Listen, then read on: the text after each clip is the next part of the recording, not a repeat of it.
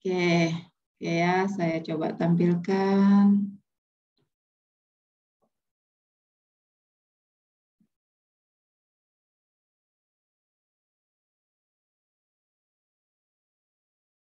Oke, sudah terlihat? Sudah, Ibu. Sip. Nah, ini metodologi pengembangan sistem informasi.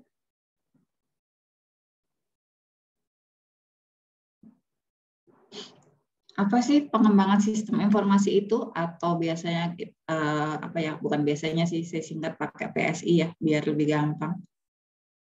Pengembangan sistem informasi adalah rangkaian aktivitas penyusunan suatu informasi, baik itu yang baru ataupun yang lama, kemudian digantikan yang baru, untuk menggantikan sistem informasi yang sedang berjalan atau belum terbentuk. Ya. Kemudian, judulnya nggak kelihatan. Faktor pemicu dilakukannya pengembangan sistem yaitu adanya masalah. Masalah misalnya semuanya masih manual. Masa iya kita mau melakukan terus-menerus secara manual, kan? Ingin ada perbaikan gitu ya. Itu masuk di masalah atau bisa jadi masuk adanya kebutuhan akan inovasi. Atau sistemnya sudah ada tapi masih banyak bugs-nya, misalnya seperti itu. Bugs-nya bukan minor lagi, tapi mayor. Misalnya adanya perubahan organisasi, jadi semuanya harus disesuaikan. Nah, itu harus dilakukan PSI. Kemudian faktor yang lainnya adalah adanya tuntutan atau instruksi atau permintaan dari para stakeholder untuk segera memiliki sistem yang baru, yang jauh lebih efektif dan efisien. Salah ya, itu harusnya. Efektif dan efisien. Jadi misalnya ada proses bisnis, teman-teman dulu pernah dengar Simple DJKN? Enggak ya? Pernah. Nah, kalau pernah dengar Simple kalau dulu sama Mbak Emma ya, yang sekarang digantikan oleh apa? Fokus PN. Fokus PN.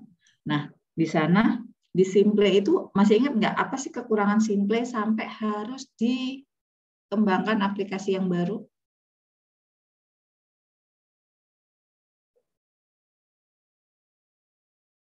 Ada yang masih ingat? Izin Ibu. Mm-mm. Kalau tidak salah, aplikasi Simple itu dulu itu sistem informasi disediakan untuk seksi pelaksanaan tugas dan fungsi dari seksi lelang juga seksi piutang negara itu. Jadi kurang concern ke piutangnya gitu. Jadi udah dikembangkan lagi. Ya, karena dulu masih menggabung gitu ya antara piutang dan lelang gitu ya Mbak ya untuk proses bisnisnya. Terus ada lagi apa coba kekurangan dari si Simple? Ada yang bisa berpendapat lagi?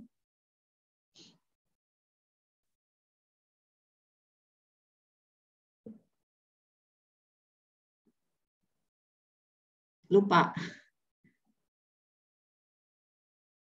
Di Simple itu aplikasinya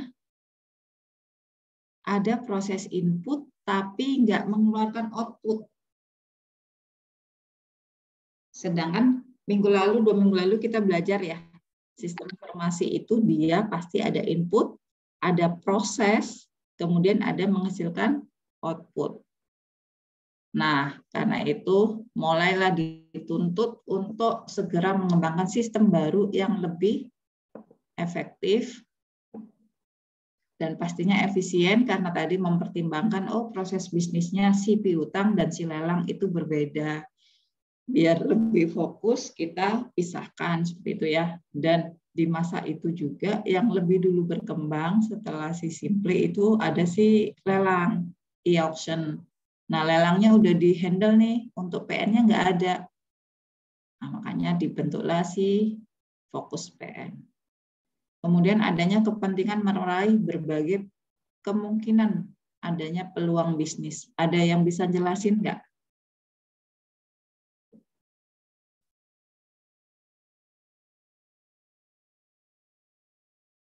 dibangun sistem informasi karena adanya kepentingan meraih peluang bisnis. Izin, Bu. Ya, monggo. Mbak siapa Mungkin ya? Olivia, Ibu. Siap, yuk. Contohnya mungkin kayak dari lelang komersil beralih ke lelang lewat website gitu, Bu. Jadi bisa ada lelang, pokoknya bisa mencakup ke seluruh Indonesia gitu, Bu. Nggak hanya di satu wilayah.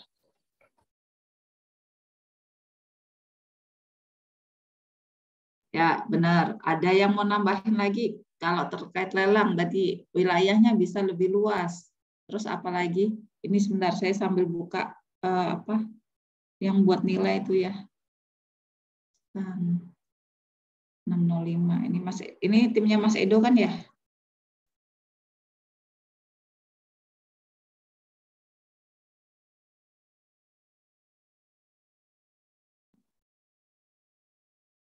Barusan siapa Mbak? Mbak siapa Mbak? Olivia, Ibu. Olivia, oke. Terus yang tadi sebelumnya Mbak siapa ya? Devi. Devi, nama depannya apa Mbak? Pande Putu Devi. Oh iya, saya ngertinya Mbak Pande. Oh, panggilannya Mbak Devi ya, siap. Oke, ini tadi Mbak Olive bilang dengan adanya lelang kita bisa menjangkau area lebih luas. Oke, terus apa lagi? Pakai lelang aja contohnya, pakai lelang. Dengan dikembangkan sistem lelang, kita bisa ambil peluang bisnis yang lebih besar. Contohnya apa lagi? Contoh penerapan implementasinya apa lagi?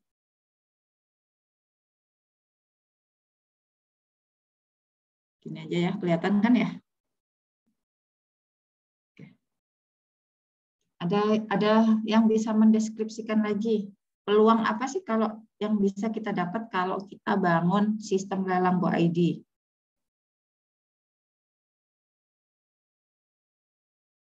Yang cowok. Yang Putri sudah membuka ini. Yang cowok mana masih ngantuk?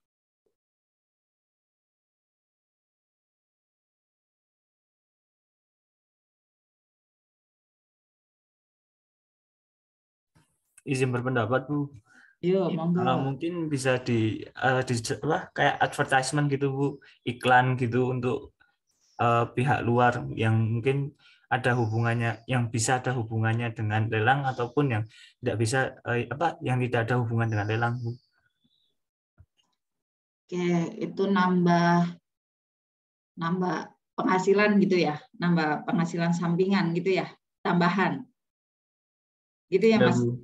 Ya, Bu. Oke, nambah penghasilan tambahan dari adanya iklan-iklan. Yang lainnya dari lelangnya sendiri.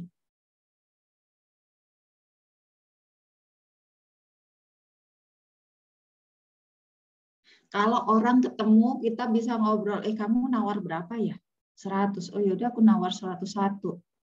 Tapi kalau pakai lelang Go ID gimana?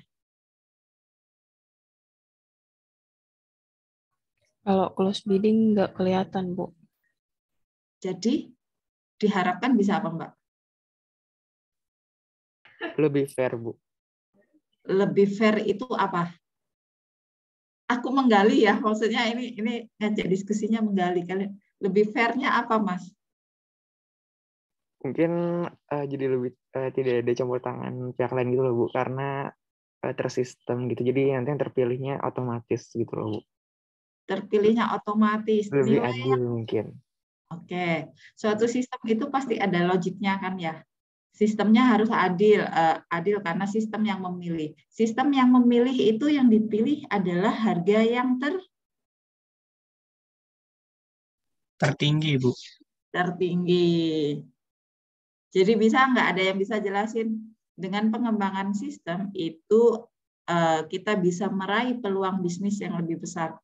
Terkait lelang Go ID ada yang bisa jelasin dari barusan nih kata kunci barusan?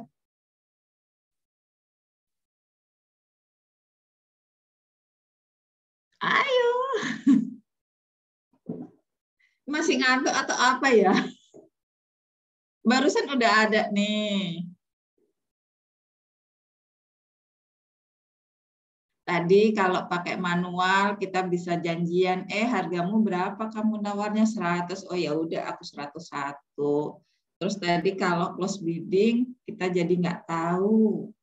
Terus makanya jadi fair, yang menang siapa? Yang menang adalah harga tertinggi.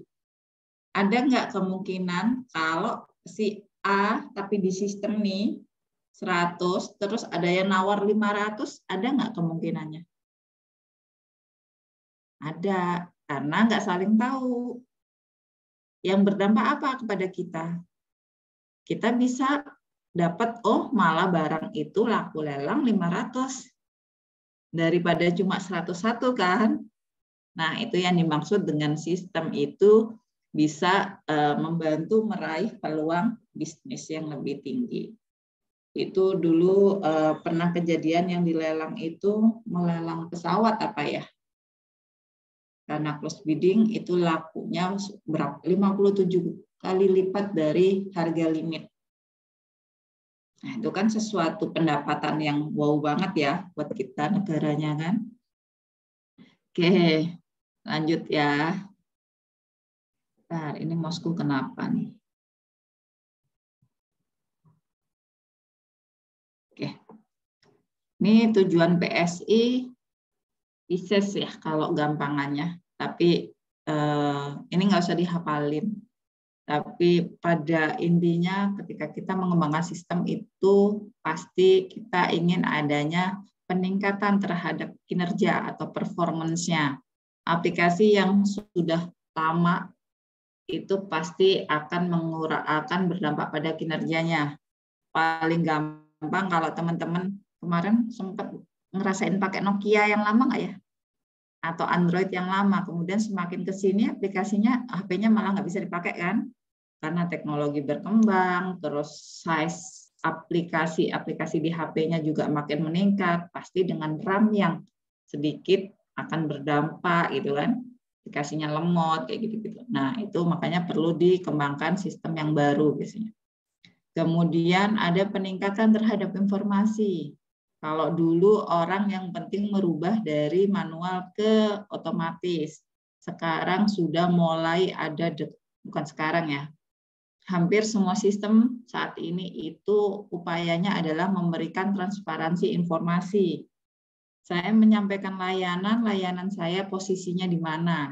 Gitu ya, ada kebutuhan mengenai informasi, kemudian ada ekonomi, peningkatan terhadap manfaat atau keuntungan. Tadi contohnya yang lelang. Kemudian kontrol, peningkatan terhadap pengendalian. Misalnya bendahara penerimaan. Ini ada yang di KPKNL, ada yang di seksi HI. Kalau di sekretariat kan ada bendahara pengeluaran. Kalau di HI ada bendahara penerimaan. Di mana bendahara itu yang menerima pembayaran dari luar gitu ya, terkait lelang ataupun piutang. Nah, ini kalau nggak ada fitur untuk kontrolnya, si bendahara itu bisa abai, bisa lalai gitu ya, bahwa dia megang uang. Dan kalau ada kantor-kantor yang misalnya Jakarta itu yang dipegang banyak sekali uangnya, miliaran gitu kan. Kemudian efisiensi, peningkatan terhadap efisiensi operasi. Jadi misalnya yang tadi simple itu dioperasikan terkait piutang dan lelang. Jadi ketika ada satu waktu yang sama, ada orang masuk dari lelang, ada orang masuk dari piutang. Ketika dua orang, taruhlah ya, saya pakai analogi, satu pintu dua orang masuk, itu lebih cepat mana dengan kalau satu pintu satu orang yang masuk? Pasti satu orang yang masuk kan langsung bleng gitu kan. Nah, itu makanya dikembangkan PSI karena di sana diharapkan ada peningkatan terhadap efisiensi operasi. Jadi sudah nggak pakai milih lagi, nggak pakai nanya kamu user lelang apa user PN. Kemudian service, kita ada peningkatan terhadap layanan. Nah, ini semua pasti berpengaruh ya, baik itu layanan ke internal maupun eksternal. Oke, sampai sini ada yang mau didiskusikan? Nggak ada, lanjut ya. Lanjut, Bu. Oke, ini orang yang berperan dalam pengembangan SI. Kalau di sini apa judulnya? Tim pengembangan sistem. Di sana ada steering committee, posisi paling puncak. Kalau di DJKN ada dirjen, kalau di Kemenkeu kita ngomongnya ada Menkeu, kalau di Indonesia kita ngomongnya ada presiden di sana ya. Tapi biasanya sistem kan didetailkan kemana gitu, di eselon 1-nya, di eselon 1-nya di bawah eselon 2 biasanya kan pemilik proses bisnisnya. Di sana para steering committee ini yang memberikan keputusan. Oh ya, itu silakan dibangun. Memberikan dukungan.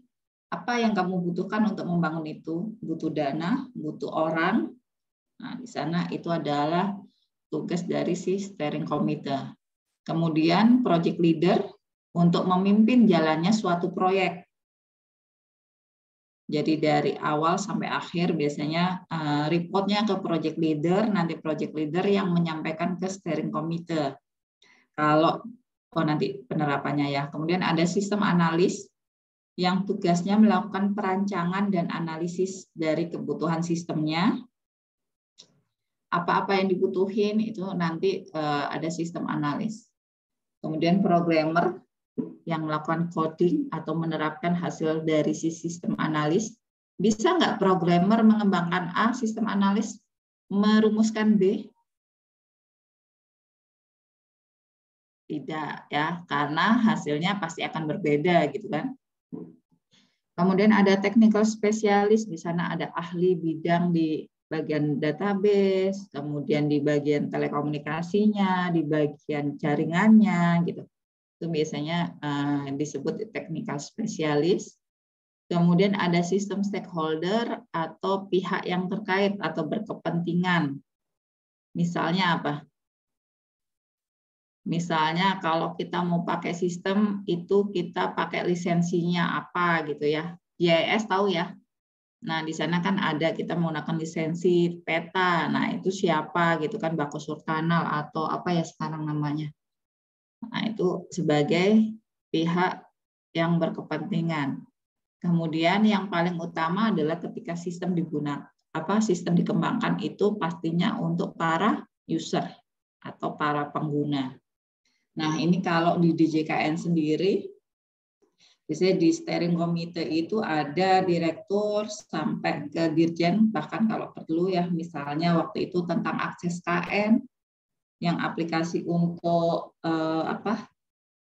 peminjaman mobil atau kendaraan dinas itu ya. Nah, itu waktu itu awalnya steering committee-nya sampai di eselon 2 direktur, tapi ketika itu sudah dibawa keluar DJKN. Nah, itu mulai Pak Dirjen masuk di sana, memberikan inputan di sana. Kemudian project leader-nya biasanya itu project leader untuk semua sistem itu ada di Kasubdit, kepala subbidang. Namun untuk fokus ke project dalamnya itu biasanya turun ke kepala seksinya. Jadi ini misalnya saya punya project apa, kemudian sistem analis. Nah, sistem analis ini pada idealnya harusnya kalau di swasta itu dulu, sebelum saya masuk DJKN saya di swasta ya, itu ada project leader, ada sistem analis. Sistem analis ini yang melakukan perancangan sampai bikin ke desainnya. Jadi si programmer tinggal ngetik aja. Penerapannya gimana gitu? Penerapannya belum semua bisa menerapkan seperti itu gitu ya. Misalnya di DJKN itu biasanya kami merangkap saya atau tim saya yang programmer itu sama-sama merangkap menjadi sistem analis, kita diskusiin bareng, baru mereka yang baru teman-teman yang programmer itu yang coding. Untuk technical spesialisnya itu ada kalau di DJKN ada di subdit lainnya. Di sana ada spesialis DB, jaringan, kemudian layanan operasional, misalnya yang memberikan pengumuman akan rilis aplikasi ini. Kalau rilis rilis biasanya ada di steering committee. Tapi misalnya akan ada maintenance aplikasi ini gitu. Nah, itu ada di technical spesialisnya. Kemudian stakeholder tadi ya yang punya lisensi Google Map atau peta dasar atau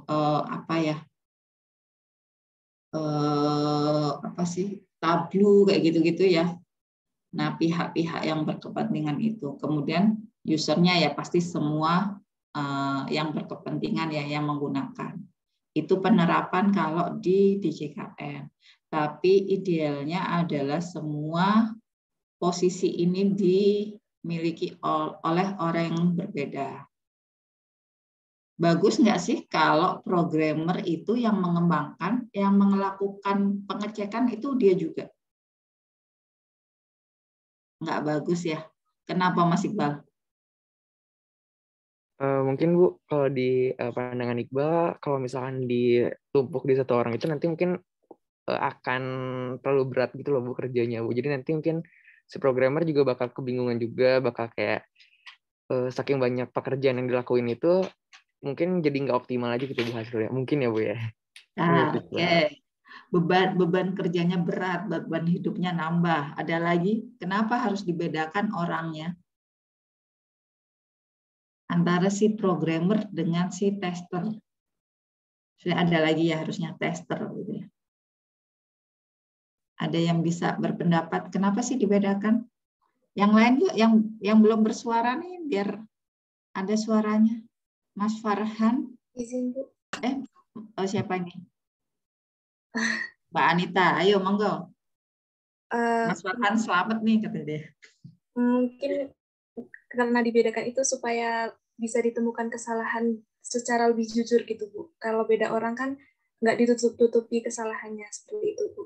Benar, biar lebih objektif gitu ya. Jadi kalau programmer itu pasti setiap orang pada prinsipnya adalah saya berusaha melakukan yang terbaik dan merasa yang saya kerjakan sudah benar, gitu kan. Nah, kalau dia yang mengembangkan, dia yang menguji, ya tadi nggak objektif lagi, udah benar kok, gitu kan. Tapi ketika si tester yang melakukan, dia nggak ada nggak ada andil, nggak ada kepentingan gitu ya. Kalau salah ya dia akan bilang salah gitu. Kalau benar akan bilang benar dan itu akan berdampak pada delivery si sistem. Beneran oke nggak gitu. Itu ya. Lanjut ke metodologi pengembangan sistem informasi. Nah, metodologinya itu sebenarnya bermacam-macam. Ada SDLC atau biasa disebut waterfall. Ini adalah sistem yang paling umum digunakan. Tahapannya itu selalu berurutan. SDLC itu singkatan dari System Development Life Cycle. Kemudian ada juga metodologi menggunakan RAD, Rapid Application Development. Di sini biasanya untuk aplikasi yang nggak terlalu besar karena tujuannya untuk mengembangkan sistem yang cepat, kemudian fokusnya hanya pada kebutuhan yang paling penting, kebutuhan utama, sehingga karena cepat tadi biasanya kualitasnya akan berpengaruh gitu ya. Kemudian ada prototyping, di sana metodologi yang digunakan adalah kita membuat aplikasi kecil dulu, kemudian tim SI-nya ini yang mencoba membuatkan, mendefinisikan, terus dibikin alurnya, bikin GUI-nya, baru disodorin ke pemilik proses bisnis. Kira-kira kalau begini cocok nggak gitu kan? Kalau nggak cocoknya di mana, diubah di mana gitu. Itu kemudian dilakukan secara berulang atau iteratif. Itu kalau pakai prototyping. Kalau sejarah di DJKN sendiri, sebelum ada Siman itu ada modul KN. Dulu sebelum ada sistem sama sekali ya terkait aset, itu kan orang-orang blank ya.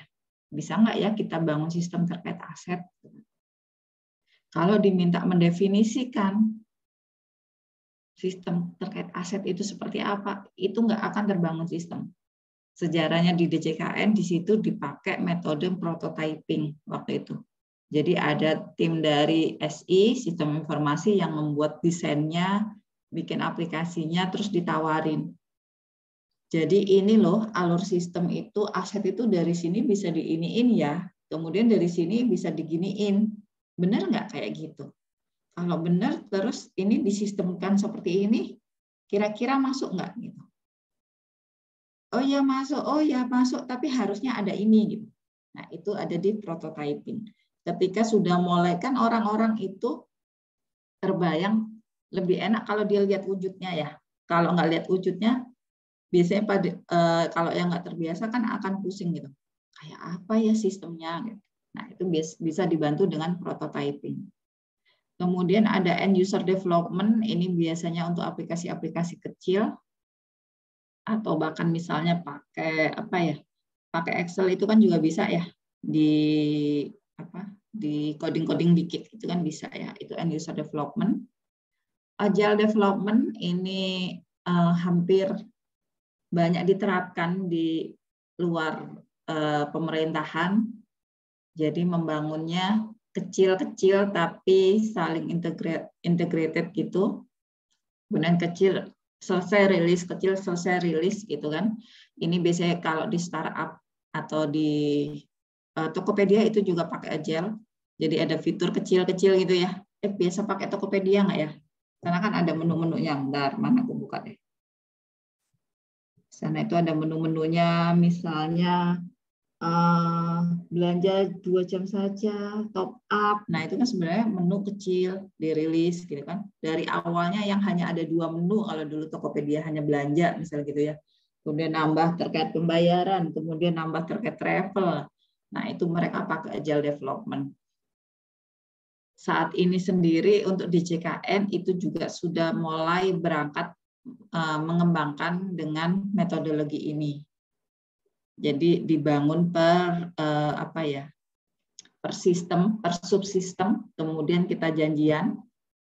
Sebenarnya banyak bukan syarat ya, seperti syarat atau aturan main di Agile Development. Misalnya rapatnya itu konsisten, harusnya setiap hari tapi nggak lama gitu ya, untuk menyampaikan progres saya nyampe mana, kendala saya apa, terus next-nya saya harus ngapain gitu. Tapi kalau di DJKN sendiri penerapannya karena nggak bisa langsung frontal, waktu itu saya pernah menerapkan itu pakai model seminggu sekali. Jadi saya punya project yang SIP itu untuk survei. Saya punya projectnya setiap seminggu sekali kita akan ketemu sama pemilik proses bisnisnya untuk menunjukkan ini hasil pengembanganku seminggu, ada kurang atau enggak, ada penambahan atau tidak gitu ya. Kemudian di lain waktu saya dan tim itu melakukan rapat yang harusnya tadi setiap hari itu kita lakukan mingguan juga. Tapi ya gitu, cuma sebentar aja. Yang penting nyampein, aku nyampe sini, ada kendala enggak, kendalanya itu diapain. Itu dilakukan secara kontinu setiap minggu sampai proyeknya selesai. Itu pakai Agile Development ya. Kemudian ada JAD, Joint Application Design. Ini biasanya pakai software yang khusus gitu. Kemudian nanti software itu yang menggabungkan dengan aplikasi lainnya. Nah, yang paling umum dalam pengembangan sistem sampai saat ini adalah menggunakan SDLC atau waterfall ini. Nah, untuk sesi hari ini saya akan coba menyampaikan terkait SDLC-nya karena ini paling dasarnya gitu ya. Nanti sebenarnya kan teman-teman ini dari STAN. Kalau masih bertanya-tanya ngapain sih belajar SI gitu ya, belajar SIM gitu. Nantinya belum tentu di SI gitu kan. Nah, harapan goal saya adalah teman-teman nanti dimanapun ditempatkan, misalnya bukan di SI, tapi pemilik proses di bisnis, pastinya kan dalam pengerjaan tugasnya itu sebisa mungkin dibantu sama sistem kan. Nah, teman-teman itu sudah mulai bisa membayangkan, oh dengan sistem yang ada, itu harusnya ini bisa nih dibantu pakai sistem lagi yang begini gitu. Nah, yang begininya itu mendefinisikannya seperti apa, harapan saya nanti teman-teman bisa seperti itu. Jadi kedepannya harusnya sudah nggak ada prototyping lagi, karena pemilik proses bisnis itu sudah bisa menggambarkan, aku pengennya sistem yang ada ABC-nya, gitu ya. Nah, kita belajar di sesi SIMKN ini, ya.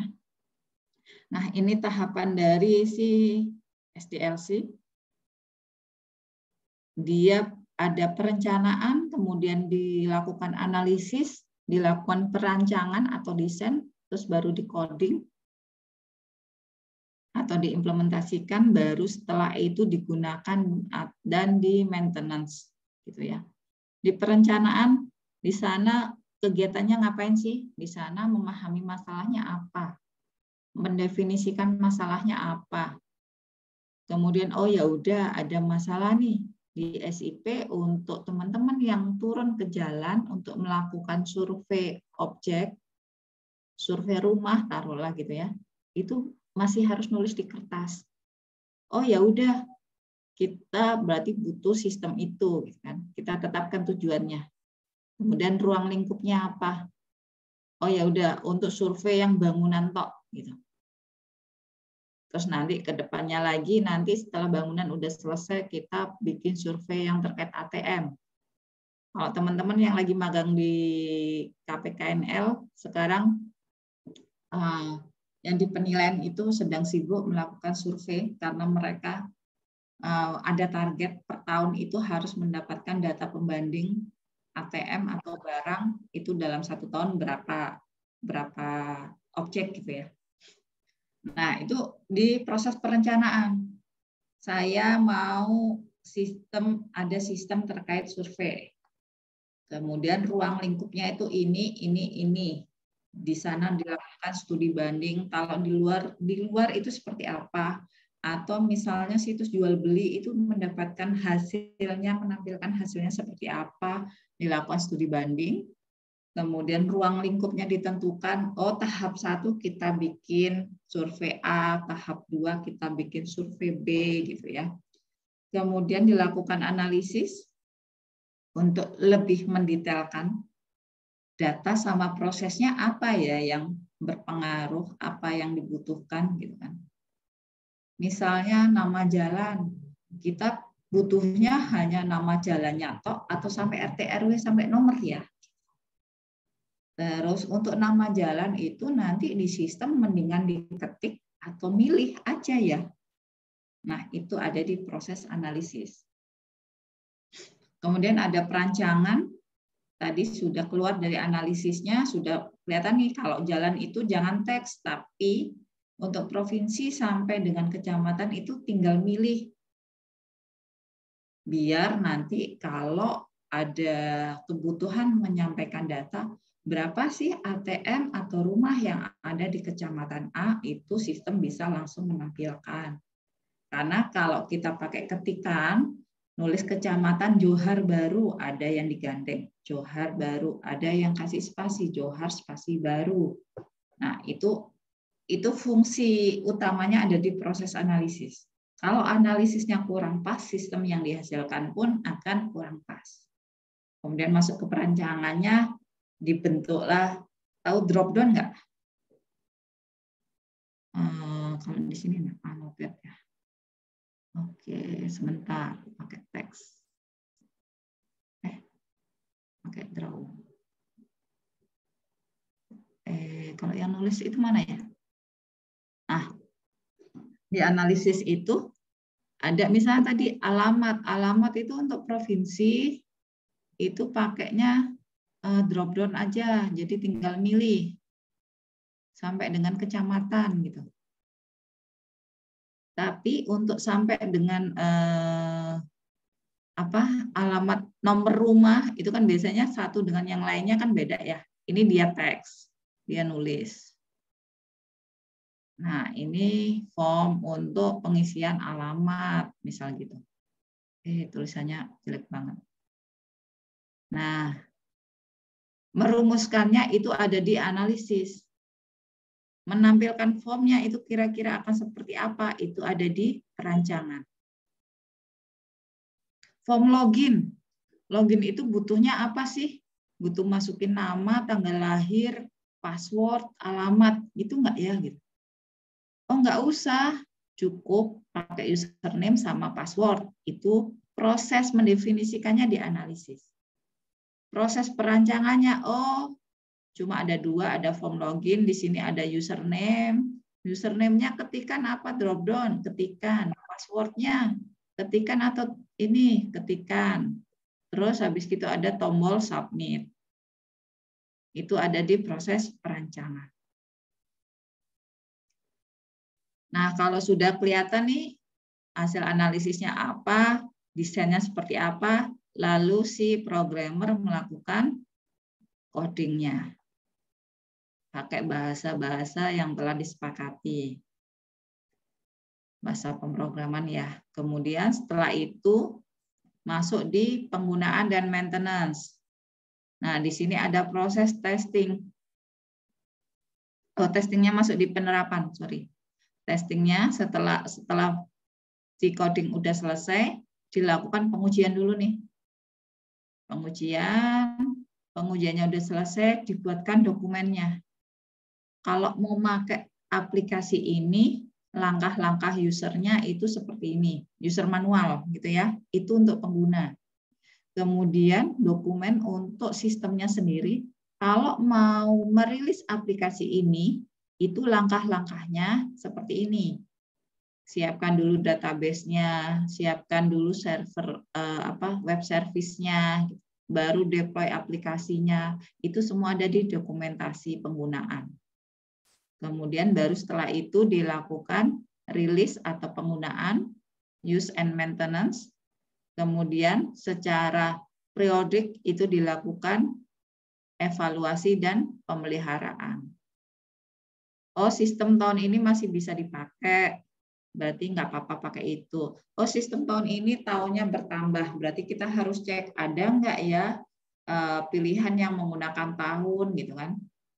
Misalnya tahunnya baru disediakan sampai tahun 2021, sedangkan sekarang 2022. Nah, sistem harus ditambahkan referensi tahun 2022 gitu kan. Itu ada di use and maintenance. Sampai sini ada yang mau ditanyakan? Ada yang masih bingung? Ibu izin bertanya, Bu, tapi mungkin Bu bagian yang sebelumnya boleh tidak, Bu? Boleh. Ya, Bu. Bentar. Oh, ini tak clear ya? Oke. So, mungkin Bu tadi gue entah terlewat atau bagaimana, Bu. Kan mana? kalau misalkan kita ini dari DJKN ini Bu banyak ya Bu ya pegawainya, Bu. Kalau misalnya dari segi bukan pemeran sih Bu, orang-orang yang menjadi sistem analis dan juga programmer, Bu. Kenapa sih Bu kalau misalkan di DJKN itu tidak ada pemisahan-pemisahan Bu yang seperti Ibu katakan tadi, Bu? Jadi masih ada orang-orang yang kayak menjadi sistem analis sekaligus programmer, Bu. Ya. Terima kasih Bu, terima kasih. Ya, kenapa sih seperti itu gitu ya? Itu karena satu, orangnya terbatas. Itu kendala paling gampang. Orangnya terbatas. Kemudian kedua, tadi pasti berdampak ya, ketika orang itu terbatas, nggak mungkin ada yang kosong kan, nggak mungkin satu tahapan analis itu terlewat, mau nggak mau siapa yang bisa ditugaskan ke sana. Kemudian kedua juga faktor di kita itu selain orang yang terbatas, tapi kalau sekarang sih hampir semua sudah ada background IT gitu ya. Yang masuk di SI itu masih ada yang bukan background IT. Walaupun nggak tahu ya itu dulu kenapa ya. Ada yang bukan dari stan, ada dari stan tapi dia punya minat kemudian dia otodidak belajar, itu ada dan berhasil masuk di SI, berhasil dia melakukan pengembangan, melakukan maintenance, itu ada. Nah, di sana dia biasanya awalnya berangkat jadi programmer. Hampir semua sih kalau yang dari bawah itu dari programmer. Kemudian baru naik. Nah, tadi sih Mas Pak, efeknya itu di situ. Ketika orangnya hanya sedikit, mau nggak mau pasti merangkap. Gitu. Biasanya kalau programmer, kalau masih awam banget, baru banget dia belum mampu jadi sistem analis. karena dia masih terbiasa disodorin bikinin ini. Tapi belum tahu, kalau sistem analis itu kan dia harus sudah mulai mengerti ya, dia jam terbang itu berpengaruh. Jadi di sistem analis itu, misalnya di SIP, Sistem Informasi Penilaian, kalau hanya jadi programmer baru, dia akan benar-benar nerima mentah. Tapi kalau dia sudah jam terbangnya tinggi, misalnya bahkan dia mungkin sudah pernah mengerjakan proyek yang lain, misalnya aset gitu ya, dia akan mulai tahu, oh ini harusnya dari aset itu pasti ada dampaknya nih ke penilaian. Setelah barang dinilai, dia balik lagi jadi aset. Dan itu bisa jadi berhubungan sama lelang. Karena barangnya ketika dilelang, lakunya berapa, itu bisa di-compare sama tadi aku ngasih nilainya berapa ya gitu. Nah, itu jam terbang sama jumlah, sama background-nya itu pasti berpengaruh kepada siapa yang mengerjakan apa. Gitu, Mas. Semoga menjawab ya. Oke, Ya, Ibu, terjawab, Bu. Ya, ada lagi?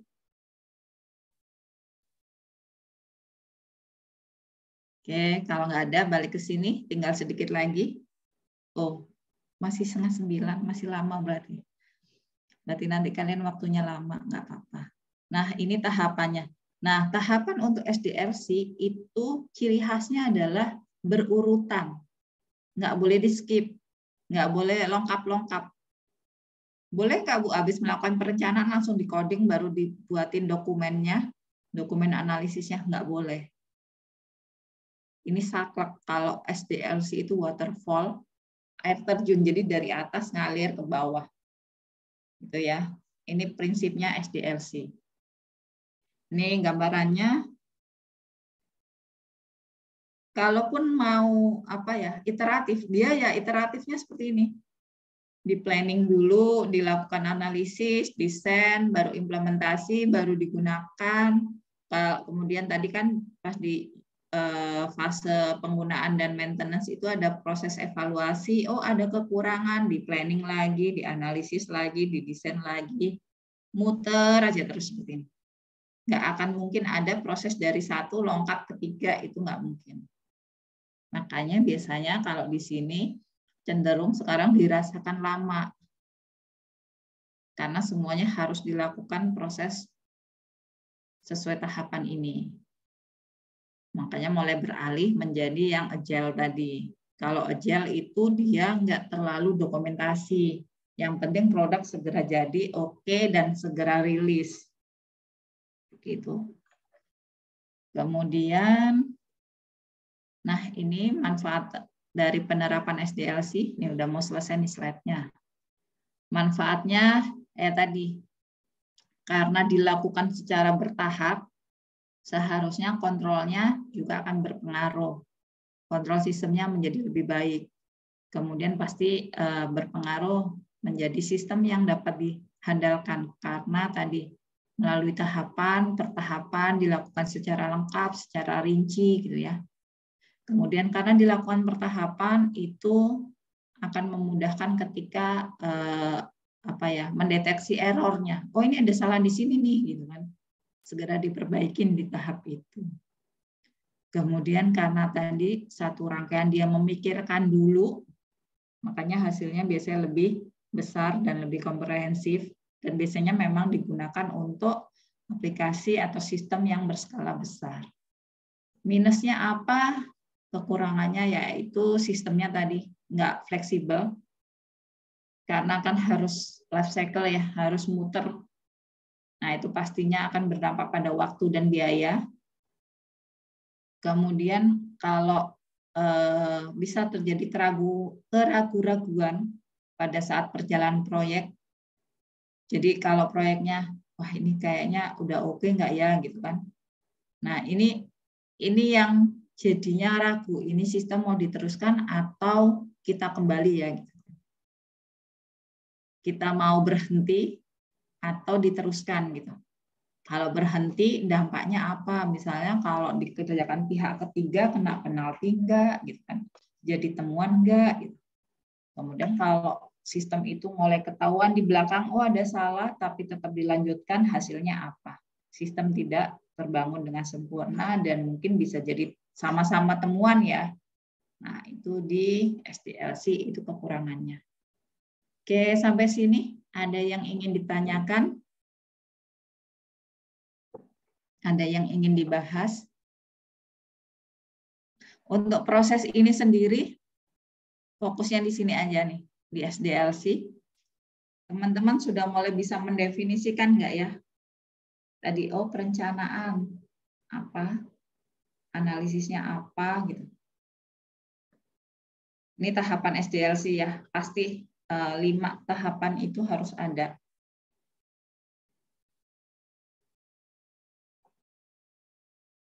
Nggak ada? Sudah? Bertanya Ibu, Monggo.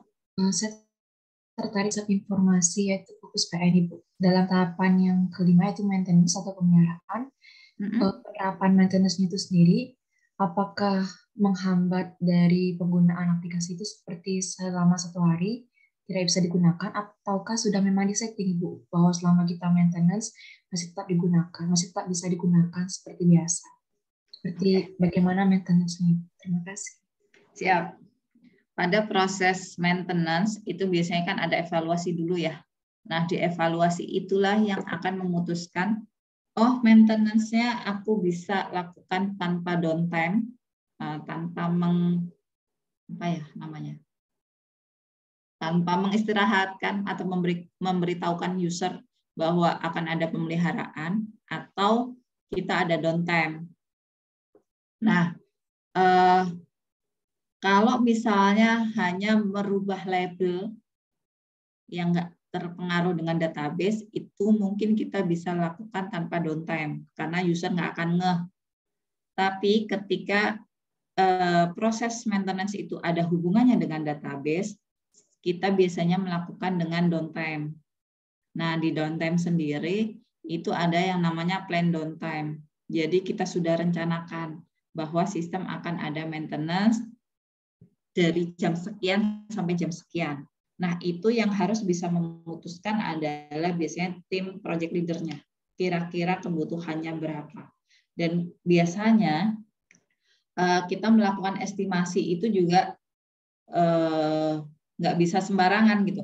Oh, aku mau estimasi maintenance satu hari atau 2 jam gitu. Nah, itu biasanya kita harus mengkalkulasikan, oh aku kalau maintenance ini, timku kira-kira akan butuh waktu 2 jam, aku lakukan pengecekan dulu setengah jam, kalau ada apa-apa, berarti harus ada perbaikan lagi, taruhlah sejam, pengecekan lagi, oke, 4 jam total. Nah, biasanya kita akan membuat pengumuman maintenance itu 4 jam. Suatu sistem itu kan lebih bagus gini, kalau maintenance, dia plan-nya 4 jam, tapi realisasinya 2 jam. Itu masih lebih bagus daripada kita bilang listrik akan mati 4 jam, ternyata matinya 8 jam. Nah, gitu. Jadi biasanya kalau saya bilang saya butuh waktu maintenance 4 jam. Itu biasanya sudah memperhatikan tadi. Diperbaiki, di testing, ada perbaikan ulang nggak, testing lagi baru selesai. Nah, apa bedanya maintenance yang di plan sama maintenance yang nggak di plan?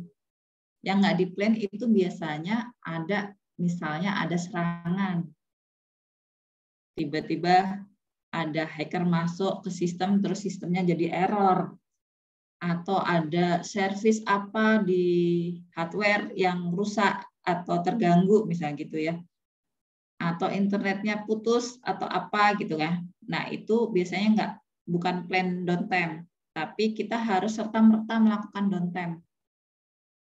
Bukan melakukan harus serta-merta melakukan maintenance. Nah, itu kalau di Kemenkeu itu ada IKU downtime. Kita diukur per aplikasi itu 1 tahun downtime-nya berapa. Target untuk tahun ini kalau nggak salah itu hanya 0,1% ya. 0,1% untuk downtime-nya. Seperti itu, Mbak. Oke, semoga menjawab. Terima kasih, Bu. Sama-sama. Ada lagi? Kalau nggak ada, kita kan sampai jam 10 ya. Ada tadi ada 20, ada 27. Udah pernah ada pembagian tugas kelompok gitu nggak? Sudah, Bu. Sudah kan?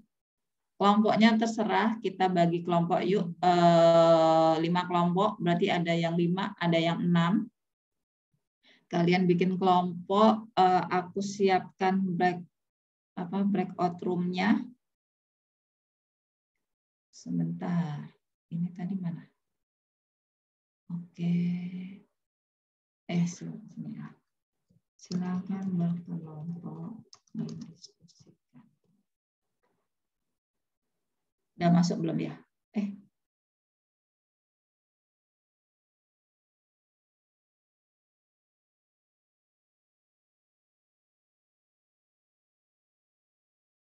Udah ada pengumuman breakout room nggak? Di Zoom-nya.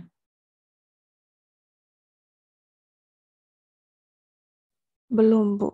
Oh, belum. Sebentar. Di yang bawah itu kan ada apa ya, reaction sama ada yang 4 gitu ya, breakout room, ada nggak?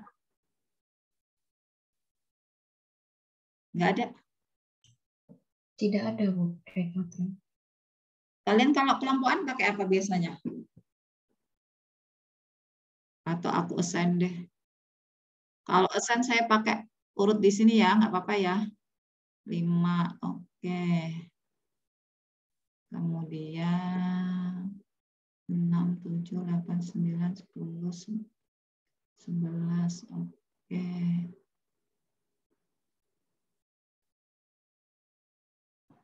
Sebentar, aku bagi.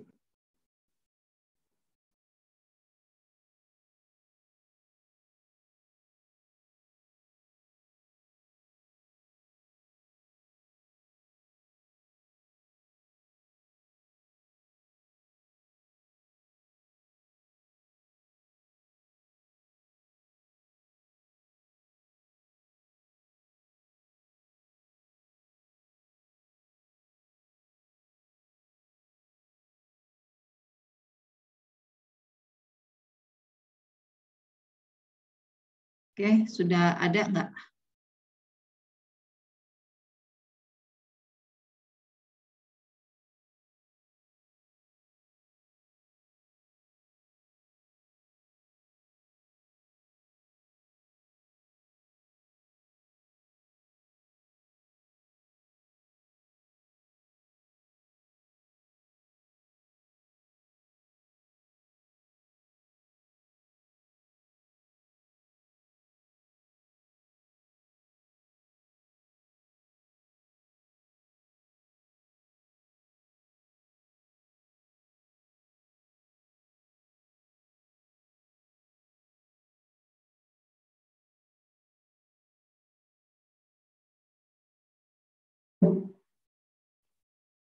Nggak usah di-record, nggak apa-apa.